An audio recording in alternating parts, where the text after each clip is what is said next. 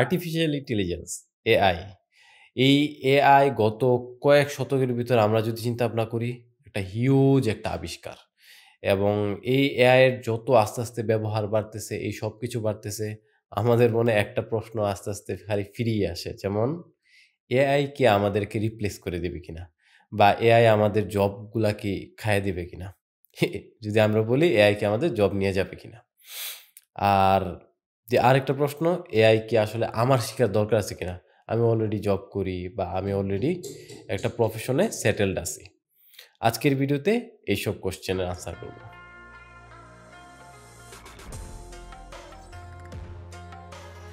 প্রথম question AI কি আমার চাকরি খাইয়ে দেবে কিনা আসলে আমার বললে ভালো লাগতো যে আসলে এআই আমাদের চাকরি খাবে না আমরা হিউম্যান কাইন্ড অনেক অ্যাডভান্স ক্রিয়েটিভ কিন্তু আসলে এই জিনিসটা এখন দেখা যাচ্ছে যে এআই আমাদের চাকরি খাইয়ে দিতেছে যেমন আমি যদি আমার বাস্তব অভিজ্ঞতা থেকে বলি আমি একটা ক্রিয়েটিভ এজেন্সির সাথে কাজ করতাম যারা বিভিন্ন ধরনের ফেসবুক পোস্টের ডিজাইন বিভিন্ন ধরনের স্ক্রিপ্ট লেখা মূলত ওদের কাজ ছিল বিভিন্ন ধরনের ভিডিও স্ক্রিপ্ট কিন্তু আসলে যখন এআই চলে আসলো আমাদের আর ওর দরকার নাই যেমন আমাদের ইন হাউস যে স্ক্রিপ্ট রাইটার বা কন্টেন্ট রাইটার আছে উনি নিজেই খুব ইজিলি আসলে এই জিনিসগুলা জেনারেট করে ফেলতে পারতেছে হয়তোবা তার প্রুফ রিডিং করতে হইতেছে, তার বিভিন্ন ধরনের কারেকশন করতে হইতেছে।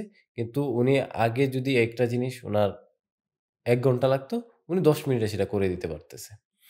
সো দেখতে পারতেছেন অলরেডি রিপ্লেস হয়ে গেছে। এইভাবে অনেক সেক্টরে আ চাকরি রিপ্লেস হয়ে যাচ্ছে। আসলে কারা রিপ্লেস হচ্ছে? এখানে একটা প্রশ্ন। আসলে সবাই রিপ্লেস হবে না।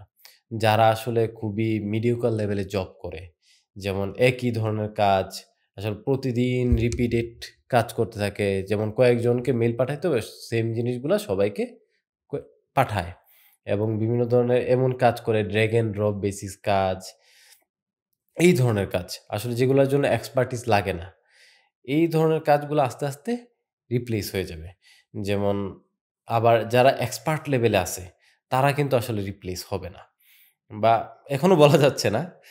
কারণ তারা তাদের আসলে এআই যেটা করবে, তাদের প্রোডাক্টিভিটিটাকে আরো বাড়ায় দিবে। তারা যদি আগে একটা কাজ করতে লাগতো ওদের ২ ঘন্টা, এখন তারা এই জিনিসটা করবে ২০ মিনিটে। এআই কাজ করবে তাদের অ্যাসিস্ট্যান্ট হিসেবে।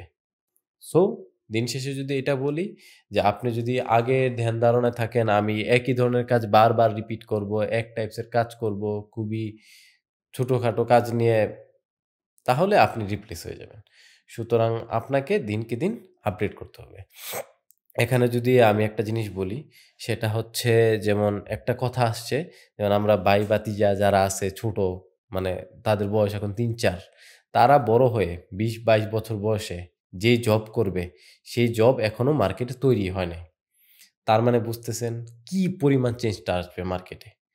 সো আসলে আপনাকে আমাকে আসলে আমাদের কাজের ধরন এই সবকিছু নিয়ে একটু চিন্তা ভাবনা করা দরকার।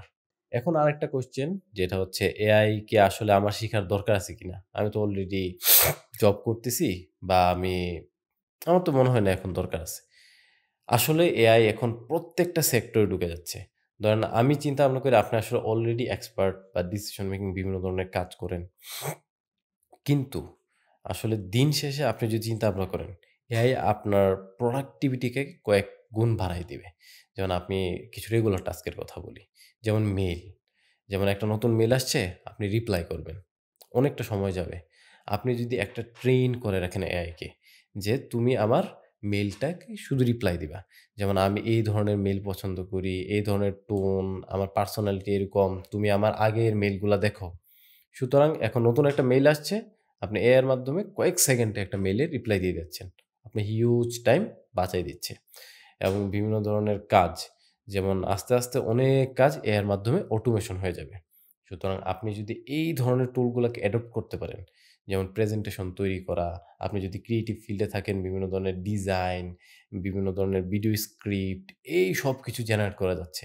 এখন আসলে বিভিন্ন ধরনের ডাটা এনালাইসিস যেমন আপনার কিছু এক্সেল, সিএসভি ডাটা আছে, সেগুলো এনালাইসিস করে সুন্দর করে একটা ড্যাশবোর্ডে ডাটা দিয়ে দিচ্ছে রিপোর্ট আকারে।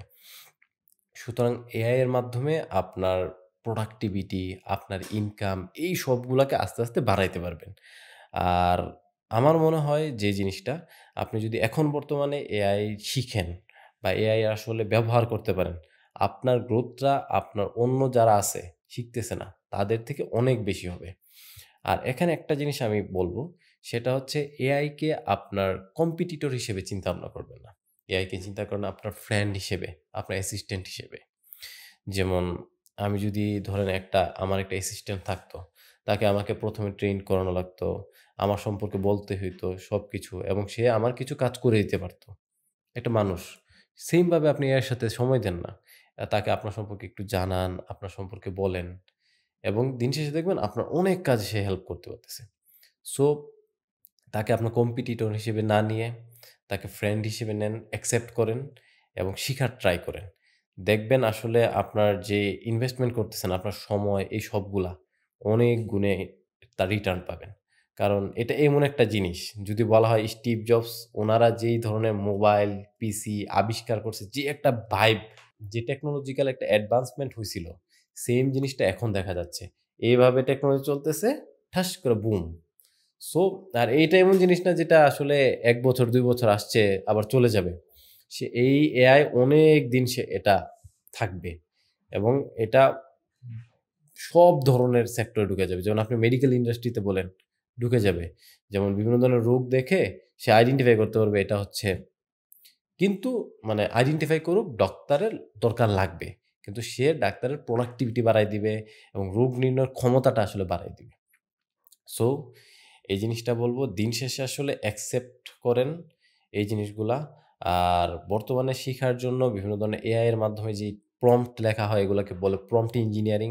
এই প্রম্পট ইঞ্জিনিয়ারিং আপনার বিভিন্ন জায়গা থেকে শিখতে পারেন। অনলাইনে Google, IBM, EDX অনেকের কোর্স আছে। এগুলা থেকে শিখেন, বাস্তবে এপ্লাই করেন। আর আমি নিজেও আরবানিটিতে বিভিন্ন ধরনের এআই টুল নিয়ে বাস্তবে যেগুলা ইউজ করা হয় বা আমি যেগুলা ইউজ করি বা আমি আস্তে, আস্তে শিখতে চাচ্ছি যেগুলা, সেগুলা নিয়ে কথা বলবো। চাইলে দেখতে পারেন। আমি মূলত একটা প্লেলিস্ট আকারে করার প্ল্যান করতেছি। অফিসে কি টুল ইউজ করা হয় বা আপনি ক্রিয়েটিভ রাইটিং, ভিডিও, স্ক্রিপ্ট এগুলার জন্য কি টুল ইউজ করবেন।